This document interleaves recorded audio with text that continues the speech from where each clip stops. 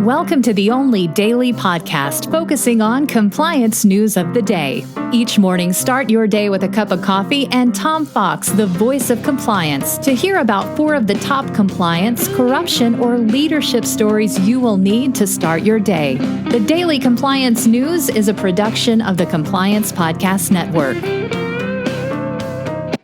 April 30, 2020, the Texas Opens for Business edition, and we will start with that story as the governor of the state of Texas, Greg Abbott, has reopened the state of Texas for business starting May 1.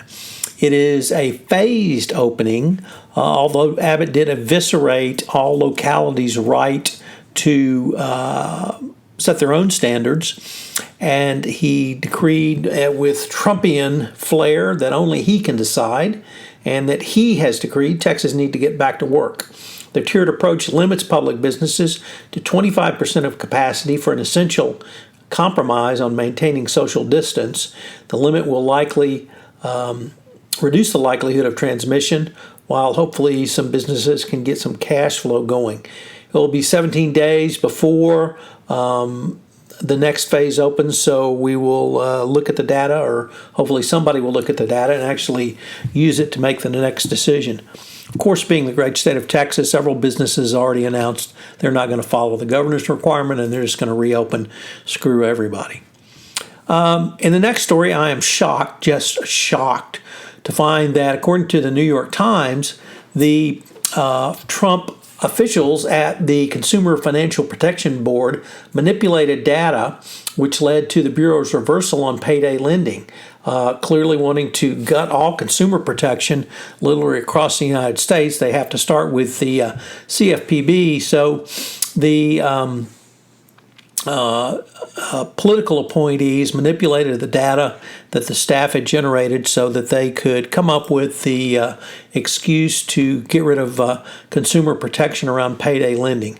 All I can conclude is the payday lenders must give a lot of money to the Trump administration. There's really no one who thinks that they do anything positive for the economy, or certainly the people they're lending money to at outrageous rates. But that's the Trump administration for you.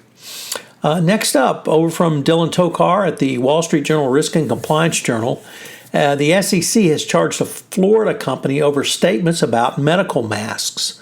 The company Praxin had said in, I believe, February, that it made false statements and misleading statements about its ability to acquire large quantities of N95 or similar masks.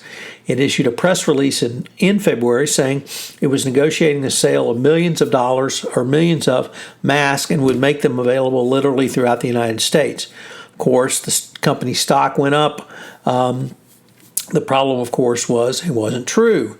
And this is no doubt the first of many cases where businesses taking advantage of the coronavirus crisis to illegally inflate their value, whether that be through false statements, whether that be through price gouging, whether it be through hoarding, whether it be through taking monies they were not entitled to as public companies. But once again, pretty much par for the course under the Trump administration. And finally, from the Washington Post, Elon Musk also enters the conversation as he has also spread misinformation. It's around his company's development and shipment of ventilation machines as he continues his pattern of overpromising and under-delivering going forward.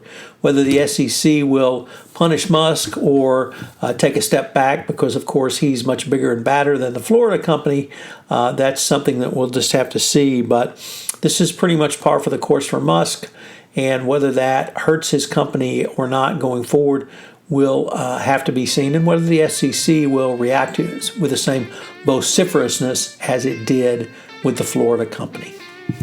I hope you are staying safe and working from home, and even if one of the Republican governors has reopened your state, you're still exercising caution. You're staying safe, self-distancing, and isolating during this time. Thank you for listening. The Daily Compliance News is a production of the Compliance Podcast Network and a proud member of C-Suite Radio. I hope you'll join me again tomorrow.